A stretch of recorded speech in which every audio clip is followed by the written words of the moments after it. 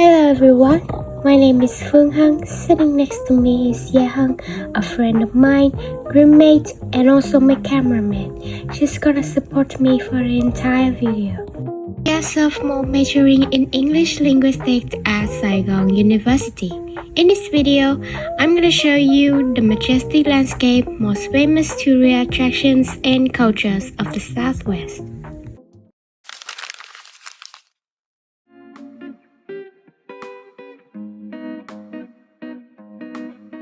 Our first stop is Mekong Rest Stop in Tiền Giang. The first destination that I'm heading to is Huỳnh Thủy Lê's ancient house, located at 225A Nguyễn Huệ Street, Ward 4, Sa Đéc City. The ancient house was built by Huỳnh Cẩm Thuận, father of Huỳnh Thủy Lê, in 1895 at a busy trading hub on the Sa Đéc riverfront. Back then, Mr. Thuận was a famous Chinese merchant. When his father died, Lê inherited the house and renovated it in 1917. After his death in 1972, his wife and children settled overseas and lived in the house unused. It became an administrative building in 1975 and the tourist attraction in 2007. One of the special things that create the attraction of this ancient house is the interesting architectural door that combines Vietnamese, Chinese, and Western. The house has 3 chambers in the typical architecture of Vietnam's Southwest, with the outer chamber serving as a guest room and worshipping area, while the remaining chambers are used as bedrooms.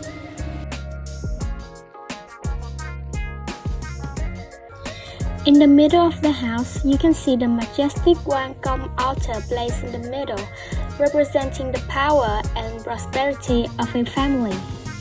The Huỳnh Thủy Lê ancient house is associated with the famous novel Lamont and a film of the same name, which is all about the heartbreaking real-life love story between writer Margaret Duras and Lê, whose father strongly opposed their affair due to mésalliance and cultural differences. After 2 hours of driving, we have arrived at Thoại Ngọc House Tom, located at Núi Sam Ward, Châu Đốc City, An Giang Province. Thoại Ngọc House Term, also known as Sơn Lăng, is a rare intact architectural work typical of the Nguyễn Dynasty remaining in the south. To honor Thoại Ngọc House memories and his contributions to Vietnam, the tomb complex was built for him shortly after his death. The tomb complex is an impressive and elegant structure to reflect his high status and the respect in which he was held.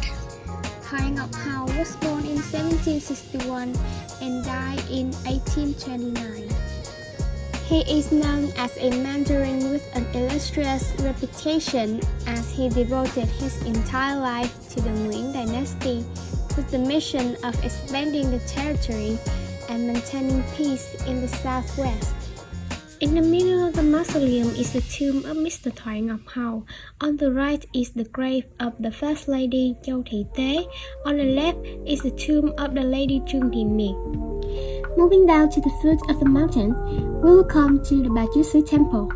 According to legend, 200 years ago, local people in Châu Đốc discovered the statue of Bà at the top of the Sam mountain and wanted to bring it down.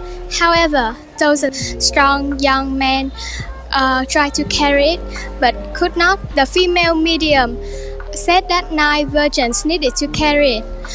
But at the foot of the mountain, the statue became very heavy and could not work anymore. They believed that she chose this place to live and set up a shrine to worship.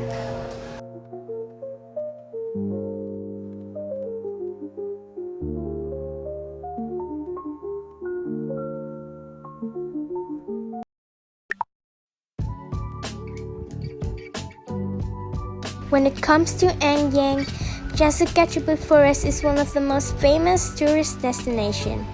It is known that there are about 140 species of plants here. During the tour, you will definitely see flocks of birds flying up in the middle of a vast water field, or a cacheput tree with birds perching on it. Yasu Cacheput Forest is the green lung of southwest region with a diverse and rich ecosystem. Local people will use their boat to take the tourists deep into the forest. Coming here, the most noticeable thing is that visitors will be immersed in the nature, not only attracted to the green space with a shady cacheput forest, but also got close interact with many rare species like a series of birds. This is a place developed to be a conservation area for many classes of tropical creatures living in the southwest region.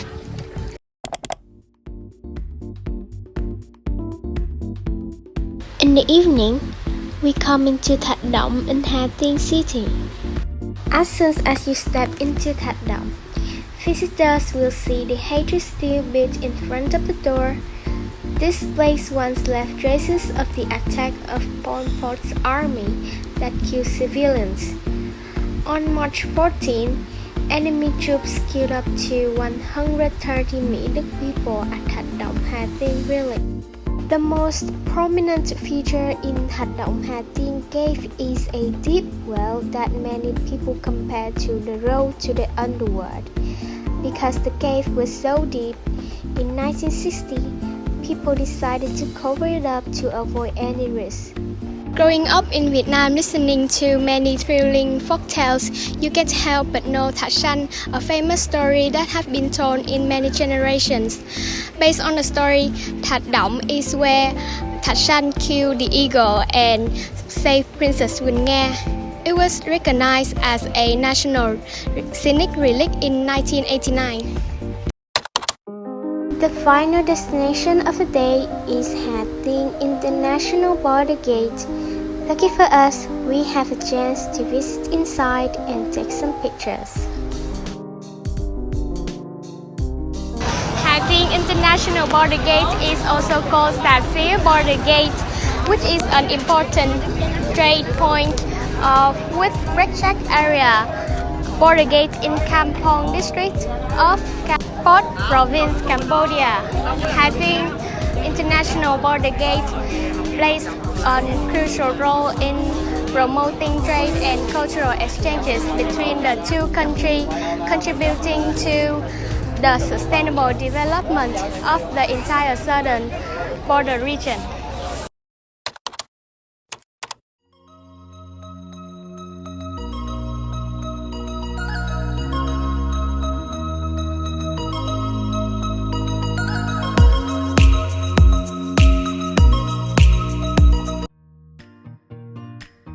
Our first destination of day 3 is Mạc Cửu Tomb, a famous destination in Bình Sang Monument Complex, ranked as a national landscape since 1989.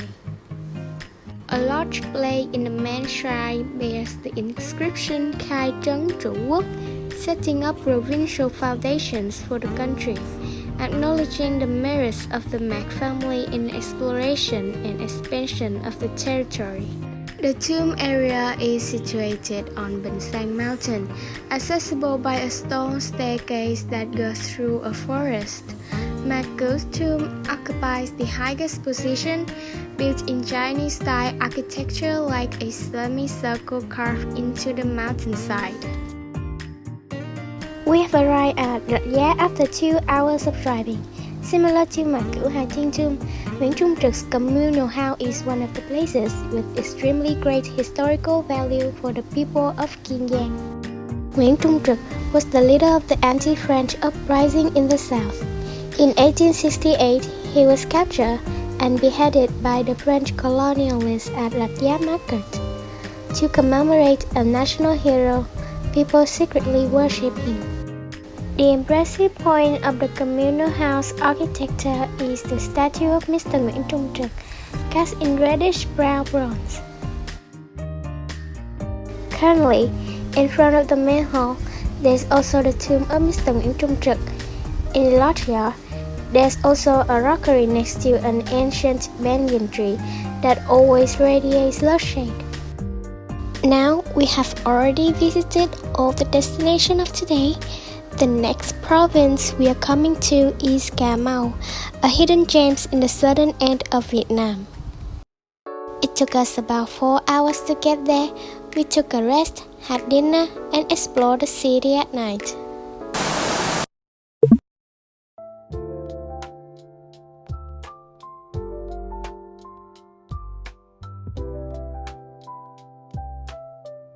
More than 100 kilometers from Cà Mau city center is Đất Mũi, the southernmost point of Vietnam in Ngọc Hiển district. This is also the last point of Ho Chi Minh Trail. This famous structure was built in 2017, consisting of a 19-meter pillar in the middle with 2 reliefs on both sides.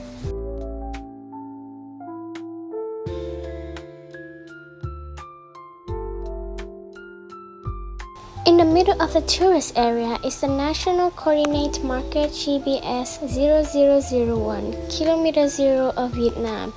This is one of 4 points marking Vietnam's territory on the mainland.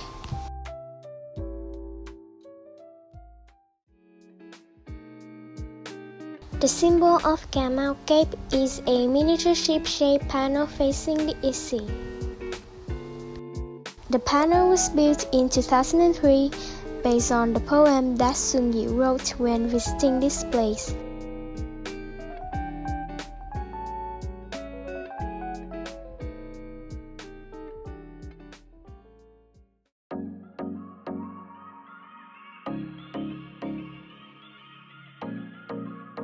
Last day of the trip, we got up very early to visit the place, which only gets lively at dawn.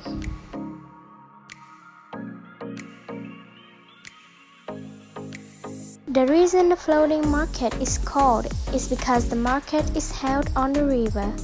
People use boats to load goods and conduct buying and selling right on the boats. Another special feature is that these boats do not hang signs, but the boat owners often take the exact goods they sell and hang them on the high pole at the top of the boat called bell tree. The final destination we're going to is Cồn Thới Sơn, Cồn Phụng. A wonderful experience at Cù Lao Thới Sơn in Kiên Giang is taking a boat or canoe to explore the entire island. When traveling by boat, you will see rows of palm trees growing closely, create a green, fresh scene in the middle of the river. One thing that cannot be missed in the journey to explore Cù Lao Thái Sơn is to enjoy the unique đơn ca tài tử performances here. After exploring Cồn Thới Sơn, we return to the big boat to Cồn Phụng in Bến Tre province, ending the trip with a hearty meal. Now we have returned to Ho Chi Minh City, but I'll never forget the past 5 days. The Mekong Delta trip has left a deep impression on me about the natural beauty, people, and culture here. I believe that the West will always be an attractive destination for those who want to find peace, relaxation, and experience the unique culture of Vietnam.